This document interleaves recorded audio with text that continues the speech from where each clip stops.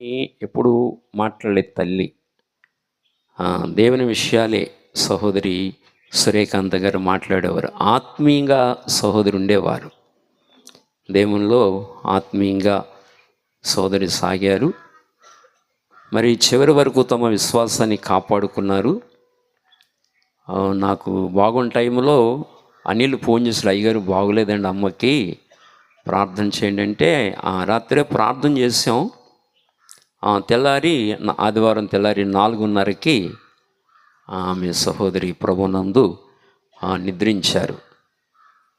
ఆవిడ లేకపోవడం ఈ కుటుంబానికి చాలా లోటు, సంఘానికి చాలా లోటు అని కూడా మనం జ్ఞాపకం చేసుకోవాలి.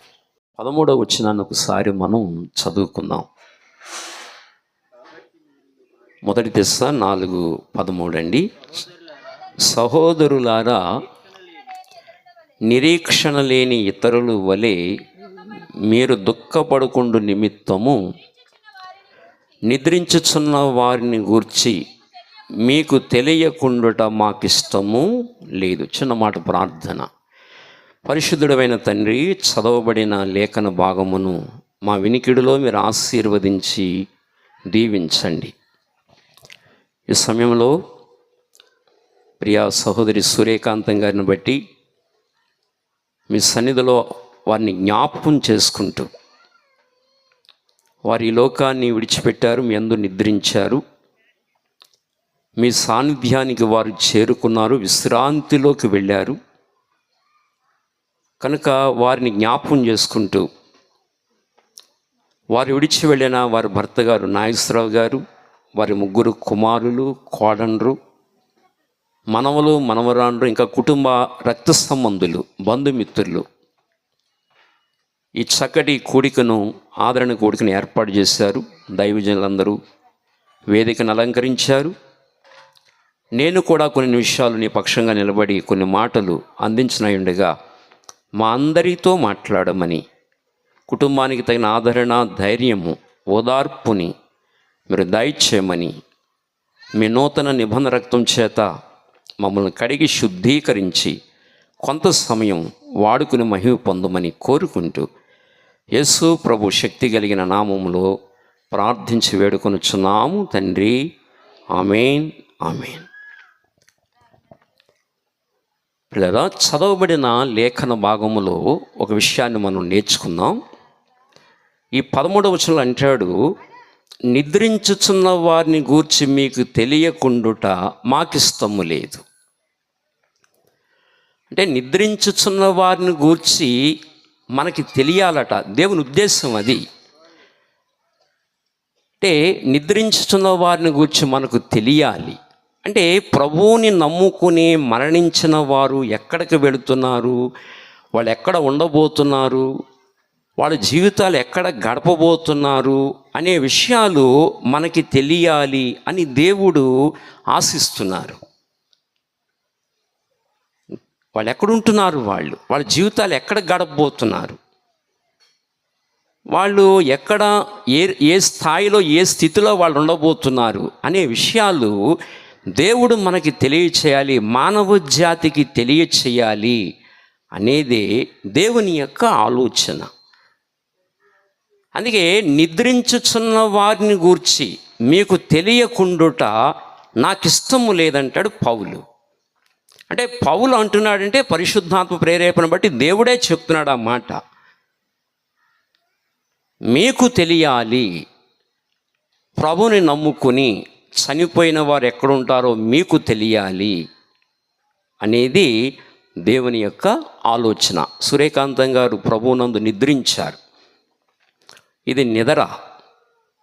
చూడండి, మనం రాత్రి అంతా నిద్రపోతాం, సూర్యుడు రాగానే లెగుస్తాం, మళ్ళీ మన పళ్ళు మనం చక్కబెట్టుకుంటాం, మళ్ళీ సూర్యుడు అవతలకి వెళ్ళగానే రాత్రి అవుతుంది, మళ్ళీ విశ్రాంతిలోకి వెళతాం, మళ్ళీ సూర్యుడు రాగానే అందరం లెగుస్తాం. అలాగే నీతి సూర్యుడైన యేసు ప్రభు వారు ఒకసారి వచ్చారు లోకానికి. ఆయన లోకంలో ఉన్నప్పుడు వెలుగు అని వాక్యం చెప్పింది. ఇప్పుడు మళ్ళీ అస్తమించారు, అంటే దేవుని రాజ్యంలోకి వెళ్ళిపోయారు. ఆయన వచ్చేంత వరకు ఇది చీకటి. అంటే రాత్రి. మళ్ళీ నీతి సూర్యుడు రెండవసారి రాబోతున్నాడు, అప్పుడు పగలవుతుంది.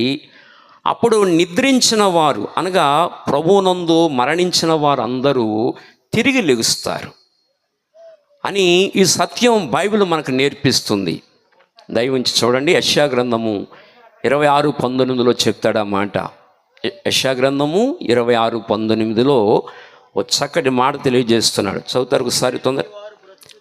మృతులైన నీ వారు బ్రతుకుదురు. అందరూ కాదు సుమా, అందరూ బ్రతకరు. మృతులైన నీ వారు బ్రతుకుదురు. అదిగో నా వారి శవములు సజీవములగును. మంటిలో పడి ఉన్న వారులారా మేల్కొని ఉత్సహించుడి. అదిగో మంటిలో పడి ఉన్న వారులారా మేల్కొని ఉత్సహించుడి. ఎవరు మేలుకుంటారు అంటే అందరి వారు కాదు, నా వారు. ఎవరైతే యేసు ప్రభుని తమ స్వరక్షకునిగా అంగీకరిస్తారో, ఎవరైతే యేసు ప్రభు కార్చిన రక్తంలో తమ జన్మకర్మ పాపములు కడుక్కుని తమ దోషాలు ఒప్పుకొని ఎవరైతే ప్రభువుని అంగీకరిస్తారో, రక్షకుడిగా ప్రభువుని సేవిస్తారో వారు మాత్రమే తిరిగి లెగుస్తారు. అందరూ లేవరు. అందుకే అక్కడ చెప్పాడు, నా వారి శవములు. అందరు శవాలు కాదు, నా వారి శవములు సజీవములగును. ఆ మాట మీరు గమనించారా? మళ్ళీ చదవండి ఆ వచనం. అదిగో మృతులైన నీ వారు బ్రతుకుదురు. అందరూ కాదు, మృతులైన నీ వారు బ్రతుకుదురు. నా వారి శవములు సజీవములగునన్నాడు. అంటే ఆయన వారి శవములు సజీవములు అంటే ఆయన వారు కావాలంటే ఏం చేయాలి మరి? ఆయనకు జన్మించాలి, ఆయన సంతతిలోకి రావాలి. మేము పూర్వం నుంచి క్రైస్తవులమండి, అసలు పుట్టుకతోనే మేము క్రైస్తవులమండి అంటే కుదరదు.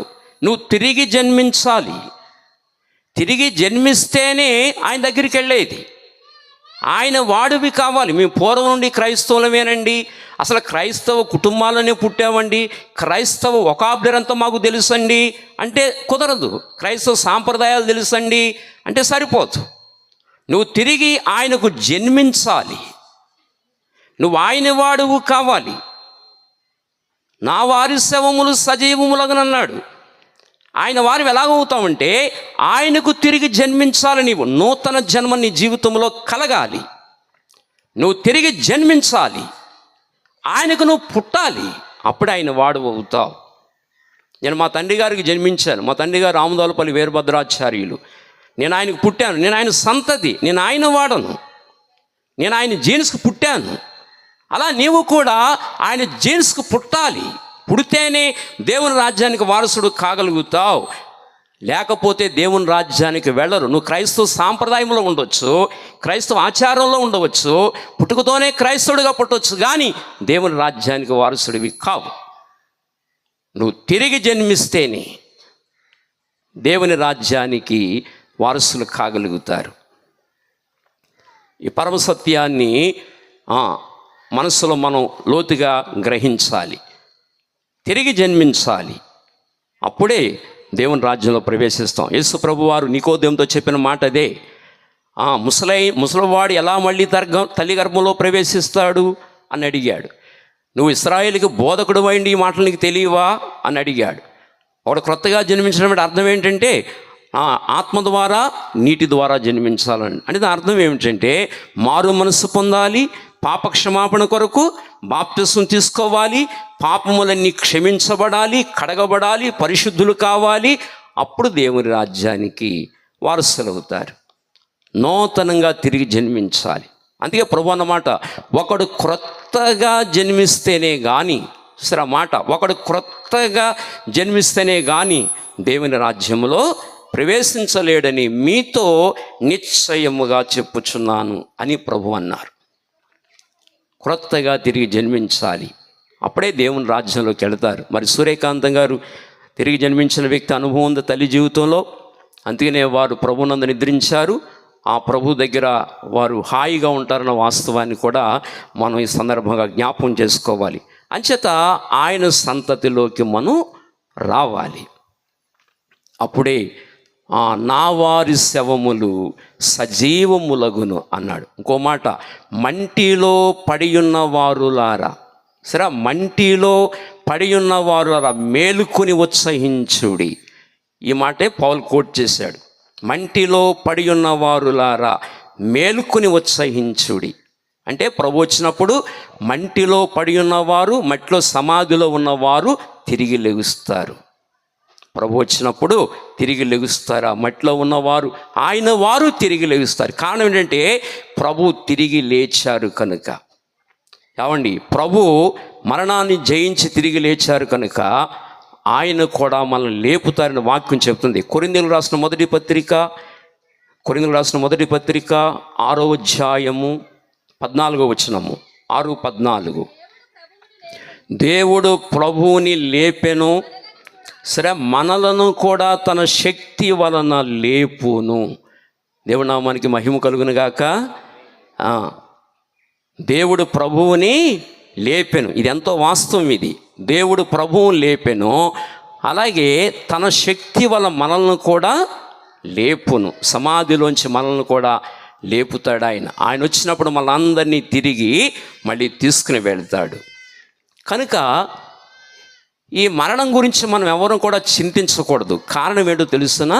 దేని వాక్యం చెబుతుంది. 1 కొరింథీయులకు రాసిన పత్రిక 15వ అధ్యాయము చూడండి, అక్కడ కొన్ని ప్రశ్నలు వేశారు. 35వ వచనము, అయితే మృతులు ఎలాగూ లేతురు. సరే, మృతులు ఎలాగూ లేతురు. ఈ మాటలు చూడండి, మృతులు ఎలాగూ లేతురు, మరణించిన వారు ఎలాగూ లేతురు. అదొక ప్రశ్న. మృతులు ఎలాగూ లేతురు. రెండవ ప్రశ్న, వారెట్టి శరీరంతో ఒత్తురని ఒకడు అడుగును. ఎలాగూ లేతురు, వారెట్టి శరీరంతో వస్తారని ఒకడు అడుగుతాడు. దానికి సమాధానం చెప్తున్నాడు పౌలు, ఓ అవివేకి, నీవు విత్తునది చచ్చితేనే కానీ బ్రతికింపబడదు కదా.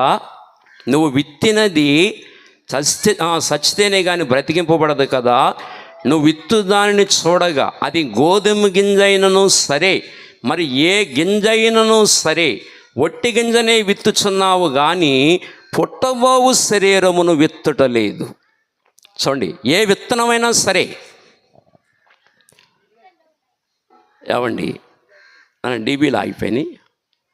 సరే, ఏ విత్తనమైనా సరే భూమి మీద, ఒక తాటెం కావచ్చు, మామిడిటెం కావచ్చు, ఒక కొబ్బరికాయ కావచ్చు, ఏదైనా సరే విత్తనము విత్తగానే అది భూమిలో చచ్చిపోతుంది.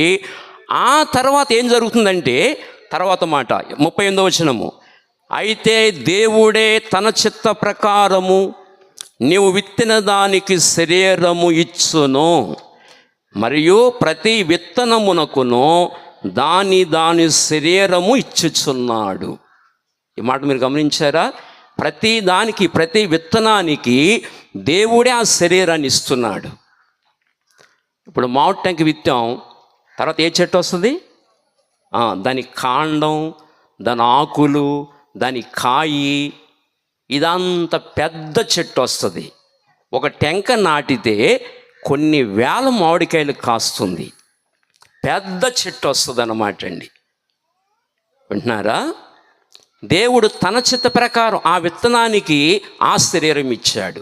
తన చిత్త ప్రకారం మామిడి చెట్టు ఇలా దాని కాండం ఇలా ఉండాలి, దాని ఆకులు ఇలా ఉండాలి, దాని గుంజ ఇలా ఉండాలి, దాని ఆకు ఇలా ఉండాలి అని దేవుడు నిర్ణయించాడు.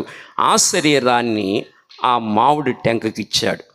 అలాగే కొబ్బరికాయకి ఇచ్చాడు, తాటి టెంక ఇచ్చాడు. తాటి టెంక నాటేమనుకోండి, పెద్ద కాండం వస్తుంది, ఆకులు వస్తాయి, పెద్ద చెట్టు అవుతుంది, ఎన్నో తాటికాయలను ఇస్తుంది. ఇలా ప్రతి విత్తనానికి దేవుడే శరీరాన్ని ఇచ్చాడు. అందుకే ప్రతి విత్తనం భూమిలో నాటాలి. నాటేనప్పుడు ఎవరు ఏడవరు, సంతోషంగా నాటుతారు, సంతోషంగా నాటాలి. విత్తనం సంతోషంగా నాటితేనే ఫలిస్తుంది. అలా మనం కూడా దేవుడు ఎలా నిర్ణయించాడంటే, చనిపోయిన తర్వాత మన బాడీని శరీరం మట్టిలో నాటాలి. నాటకపోతే మహిమ శరీరము రాదు, నాటాలి. ప్రతి విత్తనాన్ని ఎలా నాటుతున్నామో మన బాడీని కూడా అలా నాటాలి. నాటకపోతే మహిమ శరీరము రాదు, నాటాలి. అందుకే మరణం గురించి నువ్వు చింతించొద్దు అన్నాడు, దిగులు పడొద్దు అన్నాడు. శరీరము నాటాలి, భూమిలో నాటాలి శరీరాన్ని. విత్తనము నాటితే ఆ విత్తనానికి తగిన శరీరమును దేవుడు ఎలా ఇచ్చాడో అలాగే ప్రభుని నమ్ముకున్న తర్వాత మన బాడీని కూడా నాటాలి. ఆ శరీరాన్ని నాటితేనే మహిమ శరీరంతో తిరిగి లెగుస్తాం. నాటకపోతే ఫలించదు, నాటాలి. అందుచేత నాటాలి కనుక క్రైస్తవ సాంప్రదాయ ప్రకారం బాక్స్లో పెట్టి నీట్గా తీసుకెళ్ళి సమాధి చేస్తాం. విత్తనం ఎలా విత్తుతున్నామో అలాగే క్రైస్తవ శరీరాన్ని, ప్రభు నమ్ముకున్న వారిని నీట్గా తీసుకెళ్ళి నాటుతాం అన్నమాట అండి. సమాధి చేస్తాం, బైబిల్ ప్రకారం సమాధి చేస్తాం. ఆ తర్వాత మహిమ శరీరముతో వాళ్ళు ప్రభు వచ్చినప్పుడు మహిమ శరీరముతో వాళ్ళు లెగుస్తారు. ఇప్పుడు సూర్యకాంత గారు మనకు తెలియాలి ఈ విషయాలు. ఎలాగునా? నిద్రించుచున్న వారిని గురించి మీకు తెలియకుండుట నాకు ఇష్టము లేదన్నాడు. ఇప్పుడు మనకి తెలియాలి. ఇప్పుడు సూర్యకాంత గారు నిద్రించారు, ఇప్పుడు ఎక్కడున్నారు వారు అంటే ఎక్కడున్నారో బైబిల్ చెప్తుంది. లూకాసు వార్త 23:43 చెప్పాడు. లూకాసు వార్త 23:43 అందుకాయన వారితో, సరే నేడు నువ్వు నాతో కూడా పరదైసులో ఉందువుగాక. ఎవరితో చెప్పాడు ఈ మాట? దొంగతో చెప్పాడు. ఏమని చెప్పాడు దొంగతో? మార్పు చెందిన దొంగతో, సిలువలో మార్పు చెందిన దొంగ, ఆ కుడివైపు దొంగతో చెప్పాడు. మార్పు చెందిన దొంగ, జీవితాన్ని మార్చుకున్న దొంగ. ఆ కడవరి సమయంలో ఆ సిలువలో వ్రేలాడుతూ ఎడమవైపు దొంగ ఏమన్నాడంటే, నువ్వు రక్షకుడు అయితే నిన్ను రక్షించుకో, మమ్మల్ని కూడా రక్షించవచ్చు కదా అని అడుగుతూ దేవుని దూషిస్తూ వచ్చాడు. కుడివైపు దొంగ ఏమన్నాడంటే, నువ్వు దేవునికి భయపడవా? ఈ శిక్ష మనకి తగును. మన జీవితకాలం అంతా దొంగలుగా బ్రతికాం, మనలో దోషాలు ఉన్నాయి, మనం పాపులుగా బ్రతికాం. ఈ శిక్ష మనకి తగును. నువ్వు దేవునికి భయపడవా? ఆయన ఏ నేరము చేయలేదని చెప్పి ప్రభు వైపు తిరిగి అతను అడిగాడు, యేసు నీవు నీ రాజ్యముతో వచ్చినప్పుడు నన్నొక్కసారి జ్ఞాపకం చేసుకోవా అని అడిగి తన హృదయాన్ని ప్రభువుకు అప్పగించాడు. ఎప్పుడైతే హృదయాన్ని ప్రభువుకు అప్పగించాడో వెంటనే ప్రభు ఇచ్చిన అభయం ఏంటంటే, నేడే నీవు నాతో పరదైసులో ఉందువుగాక. ఎక్కడుందువుగాక? పరదైసులో ఉందువుగాక. అంటే ప్రభువు నమ్ముకుని ఇప్పుడు చనిపోతే వాళ్ళు ఎక్కడికి వెళ్తాయంటారు? ఆత్మలు పరదైస్కి వెళ్ళిపోతాయి. ఆత్మలు పరదైస్కి వెళ్ళిపోతాయి. పరదైస్ ఎక్కడుందంటే బైబిల్ చెప్పింది. 1 కొరింథీయులకు రాసిన పత్రిక 15వ అధ్యాయము, 2 కొరింథీ 12వ అధ్యాయము, దయవుంచి 12వ అధ్యాయము 2వ వచనం చదువుతారు ఒకసారి. 12:2 క్రీస్తునందున్న ఒక మనుషుని నేను ఎరుగుదును, అతడు 14 సంవత్సరాల క్రిందట 3వ ఆకాశమునకు కొనిపోబడెను.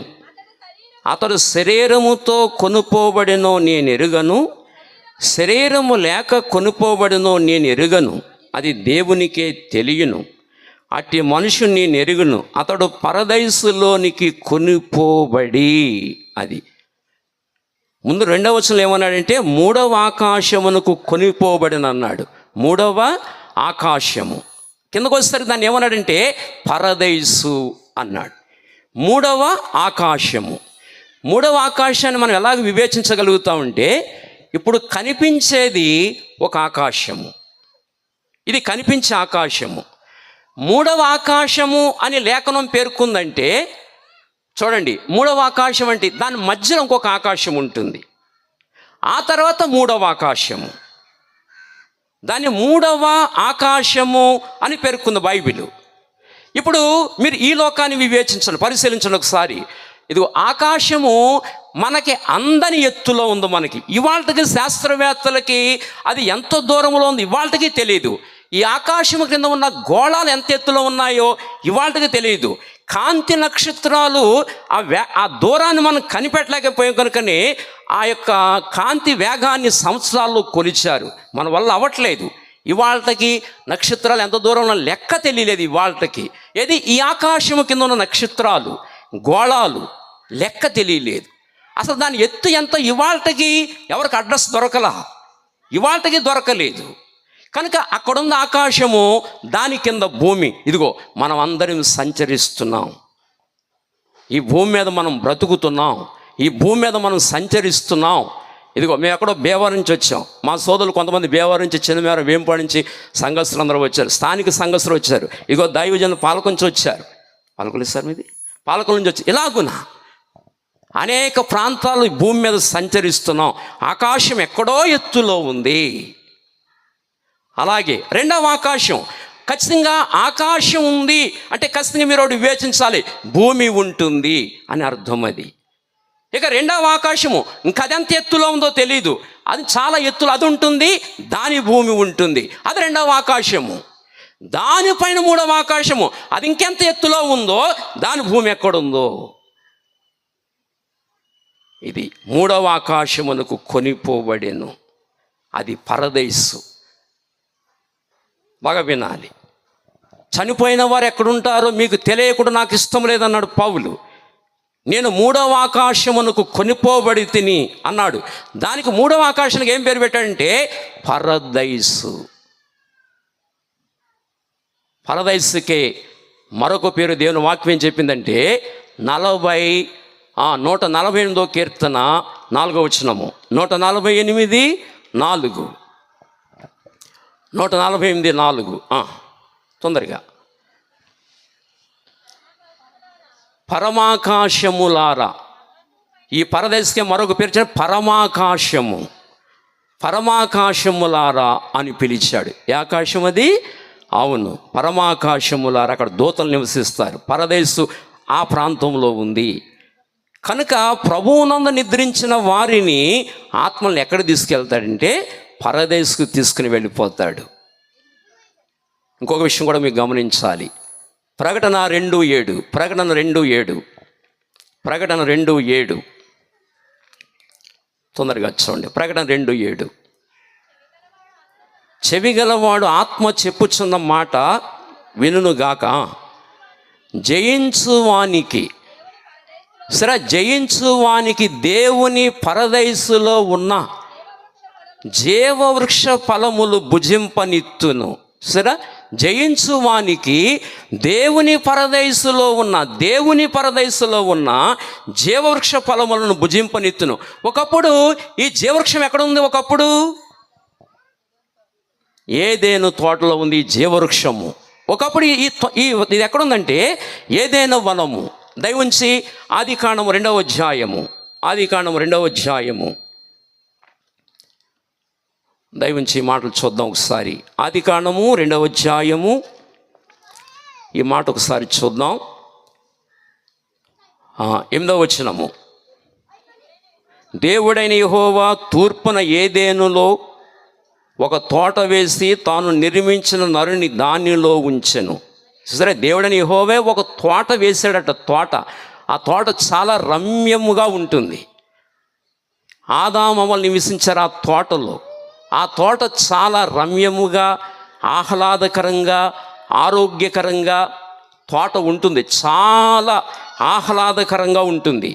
మీరు భూమి మీద మన భారతదేశంలోని ఊటీ, సిమ్లా, కాశ్మీరు, లేకపోతే ఇలా ఈ ప్రాంతంలోకి ఇటు విశాఖపట్నం సైడ్ అరకు ఆ ప్రాంతాలకు వెళితే కొన్ని కూలింగ్ ప్లేస్లకు వెళ్తే మనసు ఎంత ఆహ్లాదకరంగా ఉంటుందో, ప్రాణము ఎంత హాయిగా ఉంటుందో.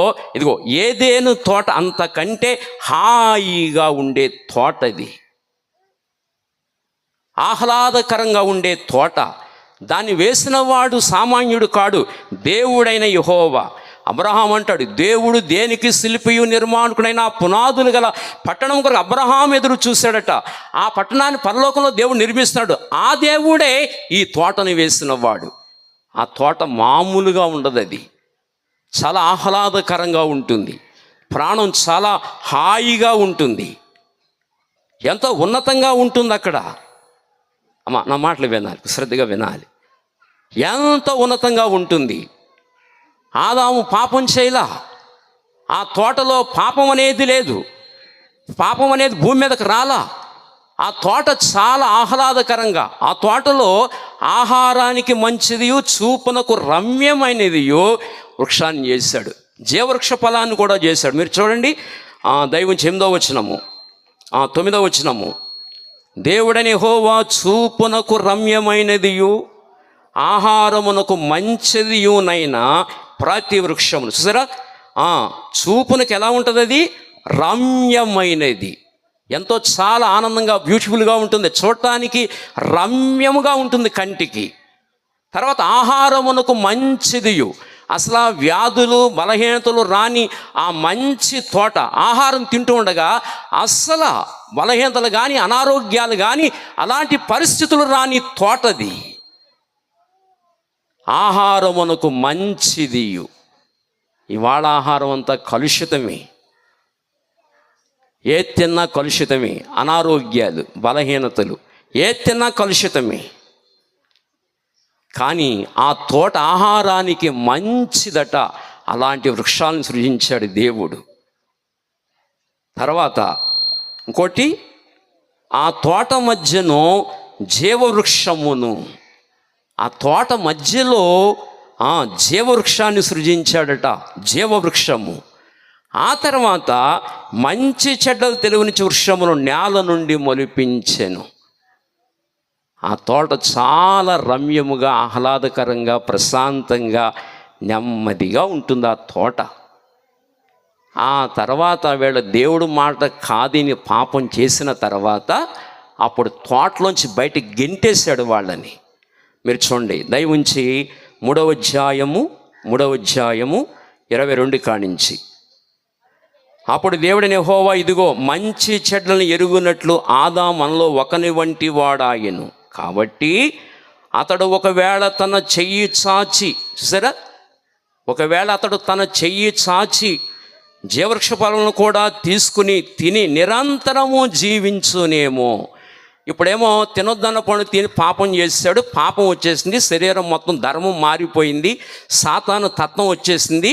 వచ్చేసిన తర్వాత ఇప్పుడు సాతాను తత్వము కలిగి ఈ చెడిపోయిన తత్వంతో మనిషి ఉండి, రకరకాల వ్యాధులతో ఉండి మనిషి ఆ తర్వాత ఆ జీవవృక్ష ఫలాలు తిని నిరంతరము మళ్ళీ ఇలాగే బ్రతుకుతాడేమో అని దేవుడు ఏం చేశాడంటే ఆ తోటలోంచి బయటికి గెంటేశాడు వాళ్ళని. ఊరి నాయనో, మళ్ళీ ఇప్పుడు పాపములో నీ పళ్ళు తింటే నిరంతరము జీవిస్తావు నీవు, ఇక నువ్వు పాపముతోనే బ్రతుకుతూ నిరంతరము బ్రతుకుతావు. ఒరే బాబు, నేను ఇలా ఉంచడానికి మంచిది కాదు. కానీ అప్పుడు ఏం చేశాడో తెలుసున, ఆ తోటలోంచి బయటికి గెంటేశాడు. ఎందుకు గెంటేశాడు బయటికి? జీవవృక్ష ఫలాన్ని తిని నిరంతరము జీవిస్తాడేమోనని. ఉదాహరణగా మీకు అర్థం కావడానికి ఒక మాట చెప్తాను. ఈ ఊళ్ళోనే మా ద్వారా రక్షించబడిన ఒక కుటుంబం ఉండేది. విశ్వనాథం గారు అని, ఆయన భార్యకి ఆయాసం వచ్చేది. ఆయాసం మామూలు ఆయాసం కాదు, అసలు ఆమెను చూస్తే మీరు తట్టుకోలేమన్నమాట. ఒరే బాబు, ఈ జన్మ ఎందుకురా అనిపిస్తుంది. అలాంటి ఆయాసం ఇంకా మనిషిని కుదిపేస్తుంది అన్నమాట అండి. అలాంటి ఆయాసం, కానీ చనిపోదు, కానీ ఆయాసం. ఇంకా ఆ జీవితం ఉండడం కంటే చచ్చిపోవడం చాలా మంచిది, అంత వేదన అన్నమాట అండి. ఇప్పుడు అలాంటి వేదనలో ఉండి ఇప్పుడు ఆ జీవవృక్ష ఫలాన్ని తిందనుకోండి, ఇంకా లైఫ్ లాంగ్ ఏంటి, ఇంకా అంతే. ఆ వ్యాధితో బాధపడుతూ యుగయుగాలు అలాగే బ్రతకాలి. నరకంలోకి వెళ్ళటం కంటే ఈ అగ్ని, ఈ నరకం ఎక్కువైపోతుంది. అందుకే మానవ జాతిని దేవుడు ప్రేమించి ఏదేను తోటలోంచి వాళ్ళని బయటికి గెంటి ఏం చేశాడో తెలుసునా? 23, దేవుడని యెహోవా అతడు ఏ నేల నుండి తీయబడినో దాన్ని సేద్యపరచుటకు ఏదేను తోటలో ఉండి అతన్ని పంపివేసెను. అప్పుడు ఆయన ఆదామును వెళ్ళగొట్టి ఏదేను తోటకు తూర్పు దిక్కున కెరూబులను, తర్వాత జీవవృక్షమునకు పోవు మార్గమును కాచుటకు, అంటే ఆ జీవవృక్షానికి వెళ్ళే దారి ఏదైతే ఉందో ఆ దారిలో వెళ్ళి ఆ ఫలాలు తినకుండా ఉండడానికి, కాపు కాయడానికి ఇటు అటు తిరుగుచున్న ఖడ్గజ్వాలను నిలవబెట్టెను. ఇటు అటు తిరుగుచున్న ఖడ్గజ్వాలను నిలువబెట్టెను. ఎక్కడికి వెళ్లకుండా ఆ జీవవృక్ష ఫలం అక్కడికి వెళ్ళి తినకుండా కాపలా పెట్టాడు. మళ్ళీ దానికి వినాలి, బాగా వినాలి. అలాంటి ఈ జీవవృక్ష ఫలాన్ని ఏం చేశాడంటే ప్రభు వచ్చిన తర్వాత భూమి మీద ఉండకుండా దాన్ని పరదేశకు తీసుకెళ్ళిపోయాడు. తర్వాత ఎక్కడ తీసుకెళ్ళిపోయాడు? పరదేశకి. ఇంక భూమి మీద ఉంచలేదు దాన్ని. తర్వాత దాన్ని పరదేశకు తీసుకెళ్ళిపోయాడు ఆ జీవవృక్ష ఫలాన్ని. అందుకే ప్రకటన 2:7 ఏం చెప్పాడంటే, జయించువాడు దేవుని పరదేశంలో ఉన్న జీవవృక్ష ఫలములను తిననిచ్చును అన్నాడు. అంటే భూమి మీద రక్షణ పొంది ఆ రక్షణ చివరి వరకు చనిపోయేంత వరకు కాపాడుకొని ప్రభువునందే ఉండి విశ్వాసాన్ని కాపాడుకొని చనిపోయిన తర్వాత లోకాన్ని జయించి పాపాన్ని జయించి అన్నీ జయించి జీవితాన్ని జాగ్రత్తగా కాపాడుకున్న తర్వాత అతడు మరణించిన తర్వాత అతని ఆత్మ ఎక్కడికి వెళ్తున్నాడు? పరదేశకి వెళ్ళిన తర్వాత పరదేశులో జీవవృక్ష ఫలములు తింటూ ఉంటారు వాళ్ళు. అంటే ఇప్పుడు సూర్యకాంతం గారు ఎక్కడున్నారు? ఇప్పుడు పరదేశులో. ఏం చేస్తారు ఇప్పుడు ఆవిడ? చెప్పండి, ఏం చేస్తారు? జీవవృక్ష ఫలములు తింటూ ఉంటారు. అది పరదేశులో. మీకు అర్థమవుతుందా? అంటే ఈ ఆకాశం ఎంత ఎత్తులో ఉందో భూమి ఎలా ఉందో అలాగుని మూడవ ఆకాశం కూడా అలా ఉంటుంది. ఆ భూమి మీద అక్కడ ఆకాశం ఉందంటే ఖచ్చితంగా భూమి ఉంటుంది. ఆ భూమి మీద జీవవృక్ష ఫలాలు తింటూ విశ్రాంతిలో ఉంటారు. ఏదేను తోట ఎంత రమ్యంగా ఉందో అలాగుంటుంది అక్కడ కూడా. రమ్యమైన తోటలు కలిగి, రమ్యమైన ప్లేసులు కలిగి, జీవితం ప్రశాంతంగా చాలా హాయిగా ఆహ్లాదకరంగా జీవితం ఉంటుంది. సూర్యకాంతం కానీ ఇప్పుడు రమ్మన్న రారు. నాగేశ్వరరావు గారు అడిగారు అనుకోండి, ఒక కళ్ళ కనపడింది అనుకోండి, ఆవిడ ఏమో వచ్చేసాయి అన్నారు అనుకోండి, నేను రాను బాబాయ్, ఇంకా ఆ పాడు లోకంలోకి నేను రాను బాబాయ్, ఆ పాడు శరీరంలోకి నేను రాను బాబాయ్ అంటారు. అది అలాంటి ఆహ్లాదకరమైన ప్లేస్కి మనిషి వెళ్ళిపోతున్నాడు. అందుకే బైబిల్ చెప్పింది, ప్రభువునందు మృతి నొందు మృతులు ధన్యులు. ఎందుకు ధన్యులు అంటే ఇదిగో ఇలాంటి కారణాలను బట్టి ధన్యులు. ఎందుకంటే వారు తమ ప్రయాసములు మాని విశ్రాంతిలోకి వెళ్ళిపోతారు. అందుకే మరణం గురించి ఎవరు దుఃఖించకూడదు. మరణించాలి, శరీరాన్ని నాటాలి. విత్తనం నాటినట్లుగా శరీరాన్ని నాటాలి. నాటితేనే మహిమ శరీరం వస్తుంది. మరణానికి ఎవరు భయపడకూడదు. నాటాలి. విత్తనం నాటడానికి ఎవరు ఏడవరు, విత్తనం నాటడానికి ఎవరు దుఃఖించరు. ఖచ్చితంగా శరీరాన్ని నాటాలి. నాటితేనే మహిమ శరీరం వస్తుంది. అందుకే మరణానికి ఎవరు దుఃఖించకూడదు. 2, శరీరం నాటబడుతుంది, ప్రభు వచ్చినట్టు మహిమ శరీరంతో లేస్తుంది. అది అలా ఉంటుంది. ఈలోగా జరిగేది ఏంటంటే ఆత్మ పరదేశంలోకి వెళ్ళి విశ్రాంతిలో ఉంటుంది. ఏదైనా వనం ఎంత ఆహ్లాదకరంగా ఉందో, ఏదైనా తోట ఎంత ఆహ్లాదకరంగా పాపం లేనిదిగా ఎంత పరిశుద్ధంగా ఆహ్లాదకరంగా ఉందో అంత ఆహ్లాదకరమైన పరదేశులో మనిషి అక్కడికి వెళ్తాడు, విశ్రాంతిలో ఉంటాడు. ఇది మర్చిపోకూడదు. సూర్యకాంత్ గారు ఎక్కడున్నారో తెలిసినప్పుడు పరదేశులు విశ్రాంతిలో ఉన్నారు. ఆ వాస్తవాన్ని మనం గుర్తించాలి. ఏదైనా వనము పాపము లేనప్పుడు ఎంత ఎలా ఉందో అలాగున తల్లి అక్కడ ఉంటుంది. పరదేశంలో చక్కటి తోటలు కలిగి, ఆహ్లాదకరమైన ప్లేస్ కలిగి, ప్రభువునందు మరణించిన ప్రతి వానికి అలాంటి ప్లేస్నే దేవుడు సిద్ధం చేస్తున్నాడు. రే భూమి మీద నా కొరకు బాధలు అనుభవించారా, నీతి కొరకు నిలబడి నా కొరకు కష్టాలు అనుభవించారా, నా కొరకు బాధలు అనుభవించారు, సాతాను చేత శోధించబడుతూ వచ్చారు భూమి మీద. మీకు జీవితంలో విశ్రాంతి లేదు, కానీ ఇక్కడికి రండి, విశ్రాంతినిస్తాను. అది ఏమిస్తాడు? మనం పాడుకుంటాం పాట, శ్రమలు దుఃఖ బాధలెన్నో మనకు సోకినా శ్రమలు దుఃఖ బాధలెన్నో మనకు సోకినా ఏ కీడు తగలకుండా కాయు శక్తితో, ఏ కీడు తగలకుండా శక్తితో శక్తిమంతుడేసుడే నిత్యము కాపాడు గనుక, శక్తిమంతుడేసుడే నిత్యము కాపాడు గనుక లేదుగా మనకు భయము లేదుగా, భయము లేదుగా మనకు భయము లేదుగా, దయగల మన దేవుడుండ భయము లేదుగా, మనకు భయము లేదుగా, భయము లేదుగా మనకు భయము లేదుగా. ఇలా ఇలాంటి జీవవాక్యాన్ని ఇచ్చి మానవుణ్ణి ఆదరిస్తున్నాడు. ఇంత గొప్ప జీవవాక్యాన్ని ఇచ్చి మానవుణ్ణి ఆదరించి ధైర్యపరిచి బలపరుస్తున్నాడు ఆయన. ఈ లోకంలో ఈ జీవవాక్యం ఎక్కడా లేదు. లోకంలో ఎక్కడ చూసినా ఎండమావి లాంటిదే లోకము. ఏది దాహం తీర్చని నీళ్ళు. చూడండి, మనం సముద్రంలో ప్రయాణం చేస్తాం, చుట్టూ నీళ్ళే కానీ దాహం తీరదు. అలాగున ఈ లోకం అనే సాగరములు అన్నీ నీళ్ళే, అన్ని దైవములే, కానీ ఎవ్వరు నిన్ను తృప్తిపరచలేరు. దాహము తీర్చే నీళ్లు లేనే లేవు, కానీ యేసు ఒక్కడే దాహము తీర్చగలడు. ఏమండి, ఒక్కో శరణం పాడి నేను తొందరగానే ముగిస్తాను. ఒక శరణం పాడుకుందాం.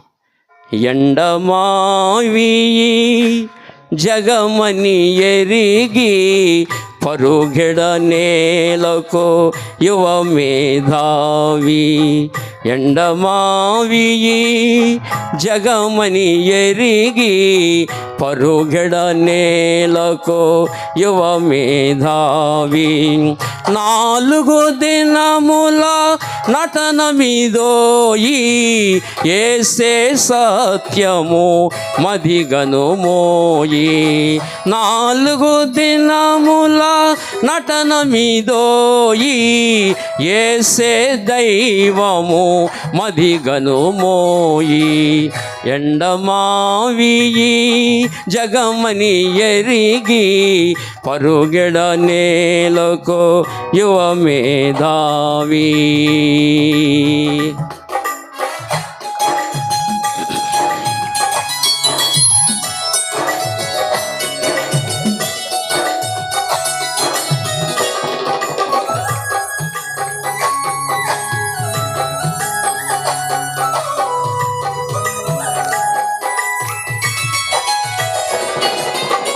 కనబడు ప్రతిదియో క్షణికము కాదా, కనబడినివి ఇలా నిత్యము కాదా,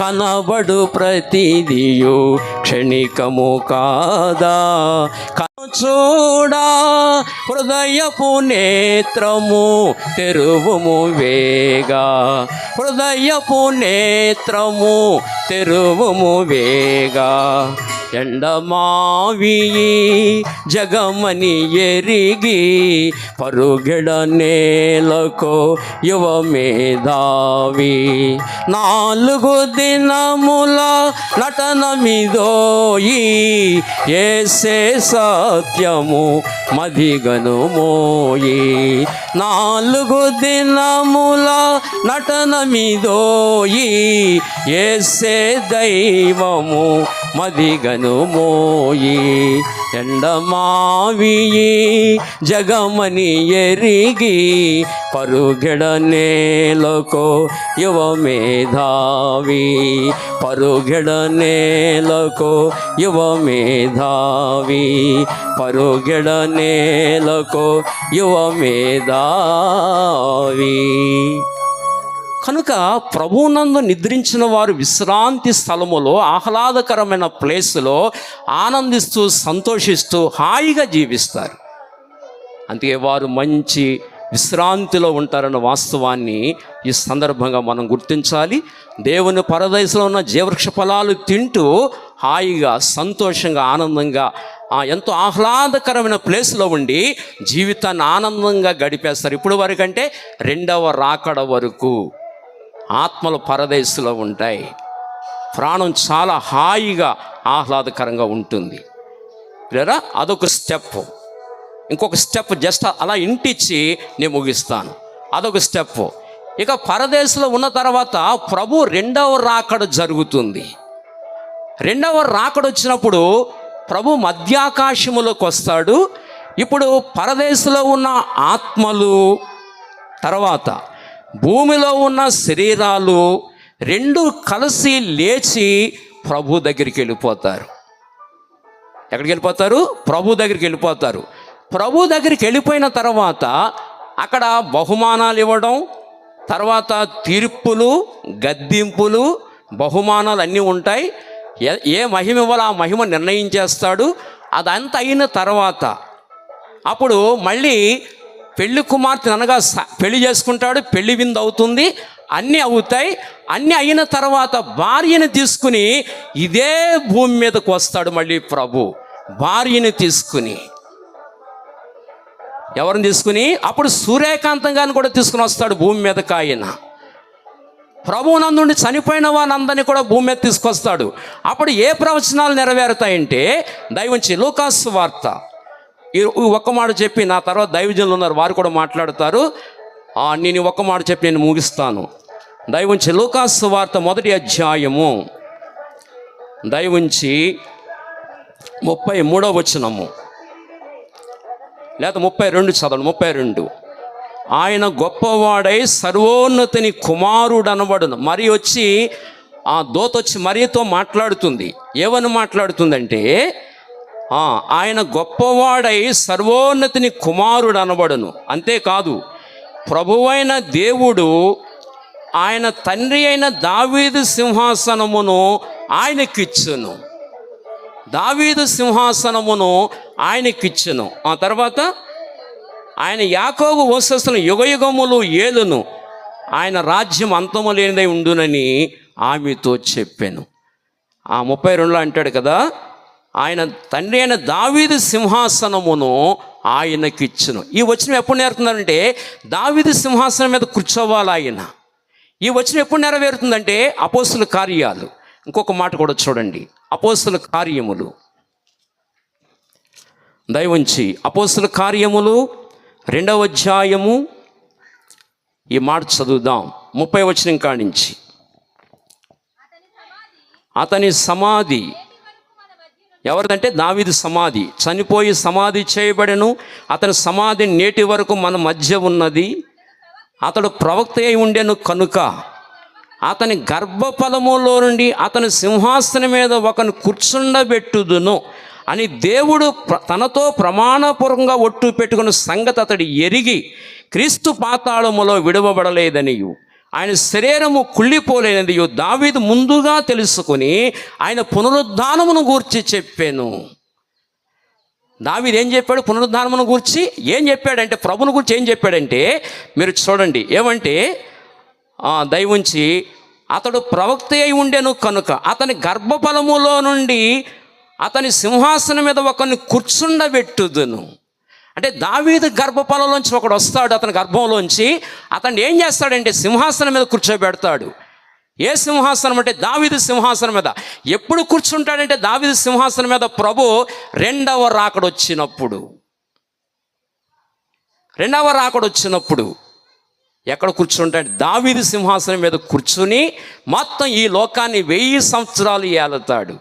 ఆయనతో పాటు సంఘము కూడా ఏలుతుంది. అప్పుడు సూర్యకాంతం గారు భూమి మీదకి వస్తారు. అప్పుడు ఆయన ఎందున్న వాళ్ళందరూ భూమి మీదకి వస్తారు. అప్పుడు ఆయనతో పాటు 1000 సంవత్సరాలు పరిపాలన చేస్తారు. అంటే ప్రభువునందుండి మృతి చెందేవారు ఎక్కడుంటారు మీకు తెలియకుండా నాకు ఇష్టం లేదన్నాడు కదా, ఆ విషయాలు తెలియజేస్తున్నాను. ఇప్పుడు అది వాళ్ళు ఎక్కడుంటారో తెలియజేస్తున్నాను. కొంచెం ఈ మాట కొంచెం అర్థం చేసుకుంటే నేను ముగిస్తున్నాను. ప్రకటన గ్రంథము, ఇంకొక మాట. ప్రకటన గ్రంథము దైవంచి 20వ అధ్యాయము. ప్రకటన 20వ అధ్యాయము దైవంచి ఈ మాట చదువుతారా? 4వ వచనము. యేసు విషయమైన తాము ఇచ్చిన సాక్ష్యము నిమిత్తమును, అక్కడి నుంచి చదవండి. యేసు విషయమైన తాము ఇచ్చిన సాక్ష్యము నిమిత్తమును 20వ అధ్యాయం 4వ వచనం కానీ చదువుతున్నాం. యేసు విషయమే తాము ఇచ్చిన సాక్ష్యము నిమిత్తమును దేవుని వాక్యము నిమిత్తము చిరచ్ఛేదము చేయబడిన వారి ఆత్మలను చూచితిని. వారు బ్రతికిన వారై 1000 సంవత్సరములు క్రీస్తుతో కూడా రాజ్యము చేసిరి. ఆ 1000 సంవత్సరములు గడుచు వరకు కడమ మృతుకులు బ్రతకలేదు. ఇదియే మొదటి పునరుద్ధానము. ఈ మొదటి పునరుద్ధానంలో పాలుగలవారు ధన్యులను పరిశుద్ధులయుందురు. ఇట్టి వారి మీద రెండవ మరణానికి అధికారము లేదు. వీరు దేవునికిని క్రీస్తుకుని యాజకులై క్రీస్తుతో కూడా 1000 సంవత్సరములు రాజ్యము చేయుదురు. క్రీస్తుతో కూడా 1000 సంవత్సరములు రాజ్యం చేస్తారు. ఎక్కడంటే ఇదే భూమి మీద. అప్పుడు దావీదు సింహాసనం మీద కూర్చుంటాడు యెరూషలేములో. ఎవరు? యేసు ప్రభు. ఆ ప్రవచనాలు అప్పుడు నెరవేరుతాయి. అప్పుడు ఆయన యెరూషలేములో కేంద్రంగా కూర్చుని సింహాసనం మీద కూర్చొని మొత్తం లోకాన్ని ఏలుతూ ఉంటాడు. మనం మహిమ దేహాలు కలిగి ఇదే భూమి మీద 1000 సంవత్సరాలు ప్రభుతో పరిపాలన చేస్తాం మహిమ దేహాలతో. ఎంత అద్భుతమైన విషయాలు! అందుచేత ప్రభువునందు నిద్రించిన వాని గురించి మీకు తెలియకుండా నాకు ఇష్టం లేదంటున్నాడు. వాళ్ళు పరదేశంలో ఉంటారు విశ్రాంతిలో. ఆ తర్వాత రెండవ రాకడలో ప్రభు వస్తాడు. ఆత్మ శరీరం కలుసుకుని పరలోకం వెళతారు. అక్కడ వెళ్ళవుతుంది. మళ్ళీ భూమి మీదకి వస్తారు. 1000 సంవత్సరాలు ఇక్కడ పరిపాలన చేస్తారు. ఆ తర్వాత నిత్య మహిమలో పెట్టేస్తాడు. యుగయుగాలు ఆయనతో ఉంటారంతే. ఇలాగ అంతము జరుగుతుందన్నమాట అండి. కనుక ప్రభునందు నిద్రించిన వారు ధన్యులు, వారి యుగయుగాలు ప్రభుతో ఉంటారు. అంచేత ఈ మాటలు జ్ఞాపకం చేసుకుని ప్రభుని రక్షకుడిగా అంగీకరించాలి. ఆయనే రక్షకుడు, లోకరక్షకుడు. ఒక క్రైస్తవులకే దేవుడు కాదు, ఒక యూదులకే దేవుడు కాదు. ఆయన లోకరక్షకుడు. లోకరక్షకుడు ఆయన. సర్వపాప పరిహరో రక్త ప్రోక్షణం అవశ్యం తద్రక్తం పరమాత్మేన పుణ్యదాన బలియాగా అన్నాడు. లోకరక్షకుడు కనుక అందరికీ తను పరిచయం చేసుకున్నాడు. ప్రజాపతి దేవేభ్యం ఆత్మను యజ్ఞం కృత్వా ప్రాయశ్చిత్త అన్నాడు. ప్రాయశ్చిత్తము కొరకు ప్రజాపతి దిగొచ్చాడు. లోకంలో బలియాగం అయ్యాడు ఆయన. ఓం శ్రీ కన్య సుధాయ నమః అన్నాడు. ఓంకారమే కన్యక సుతుడుగా వస్తాడని చెప్పాడు. వాక్యమే శరీరధారి అయి ఈ లోకానికి వచ్చాడు. ఆయనే లోకరక్షకుడు. ఆయన ద్వారానే మానవుడికి పాప విమోచన. ఆయనే లోకరక్షకుడు. మానవుడు మోక్షాన్ని తీసుకెళ్ళడానికి వచ్చిన రక్షకుడు ఆయన. ఎవరైతే ఆయన విశ్వాసం ఉంచుతారో నరకం నుండి తప్పించాడు, మోక్షానికి వారసులు అవుతారు. చత్వారి శృంగతయో అస్య పాద ద్విపాద ద్విహస్త సప్త శీర్షే అస్తాసో హస్య త్రిధాప్రత వృషభారోరవీతి మహాదేవ మత్యాగము అవివేశ అన్నాడు. మహాదేవుడు మత్యాగము మానవులై యజ్ఞము చేయాలి. ఎలా చేయాలి? ద్విపాద ద్విహస్త, 2 పాదముల 2 హస్తములో పొడవబడాలి. త్రిధాప్రత వృషభారోరవీతి, 3 మ్రేకుల మీద పశువు వలె వేలాడాలి అని శ్లోకం చెప్పింది. అది ప్రభువునందు నెరవేరింది. 3 మ్రేకుల మీద వేలాడిన వాడు నజరేయుడైన యేసుక్రీస్తు ప్రభు. తల మీద ముళ్ళ కిరీటం భరించిన వాడు నజరేయుడైన యేసుక్రీస్తు ప్రభు. ఆయన రక్తంలో మానవుడికి పాప విమోచన, విడుదల ఉంది. ఆయన కార్చిన రక్తంలో జన్మ కర్మ దోషములు కడుక్కుని నరకం నుండి తప్పించబడి మోక్షానికి వారసులు కావాలని దేవుని వాక్యం తెలియజేస్తుంది. కనుక ఈ సూర్యకాంత గారి ఆదరణ కూడికలో ఎవరైనా ఇంకా రక్షణ లేని వారు ఉంటే, ఒకవేళ నామకార్థ క్రైస్తవంలో బ్రతికితే, నామకార్థ క్రైస్తవం ద్వారా పరలోకం వెళ్ళడు. క్రొత్తగా జన్మిస్తేనే మోక్ష రాజ్యానికి వెళతాడు. విశ్రాంతిలో ఉంటాడు, యుగయుగాల మహిమలో ఉంటాడు, ఆయనతో ఉంటాడు. ఆ గొప్ప భాగ్యాన్ని ఎవరు పోగొట్టుకోవద్దని తెలియజేస్తూ, ఇప్పుడే ఒకవేళ రక్షణ లేని వారు ఉంటే నేడే రక్షణ దినం ఇదే మిక్కిలి అనుకూల సమయంలో వాక్యం చెబుతుంది. కనుక దయవుంచి ప్రభుని రక్షకుడిగా అంగీకరించి ధన్యులు కావాలని తెలియజేస్తూ, సూర్యకాంత గారు ఉన్నతమైన లోకంలో విశ్రాంతిలో ఉన్నారని ఈ కుటుంబం అంతా ఎరిగి ఈ మాటల ద్వారా ఆదరణ పొందాలని తెలియజేస్తూ ఇంతటితో నా మాటలు ముగిస్తున్నాను. ఈ కొద్ది మాటలు దేవుడు మనలో దీవించి ఆశీర్వదించునుగాక. మరొకసారి వేదిక మీద దైవజనులందరికీ, మీ అందరికీ నా ప్రత్యేకమైన వందనాలు తెలియజేస్తూ ఇంతటితో నా మాటలు ముగిస్తున్నాను. చిన్న మాట ప్రార్థన. పరిశుద్ధుడైన తండ్రి, ఏ మాటలు చెప్పమని నన్ను ప్రేరేపించారు ఆ మాటలు ప్రకటించి ఉండగా నీరు కట్టి ఫలింపచేయండి. నాగేశ్వరరావు గారికి, వారి 3 కుమారులకి, కోడండ్రకి, మనవలు మనవరాండ్రకి, ఇంకా కుటుంబ రక్త సంబంధులందరికీ, సంఘానికి, దైవజనులందరికీ మంచి ఆదరణ, ధైర్యం, ఓదార్పును దాయిచ్చామని కోరుకుంటూ వచ్చిన ప్రియులందరినీ మీ చేతులకు అప్పగించుకుంటూ ఇంతవరకు మీరు సహాయపడుతూ వచ్చినందుకై నిండు మనసుతో సాగిలపడి మీ కృతజ్ఞతలు చెల్లించుకుంటూ యేసు క్రీస్తు ప్రభు శక్తి కలిగిన నామములో ప్రార్థించి వేడుకొనుచున్నాము తండ్రి. ఆమేన్, ఆమేన్. Thank you and one and all.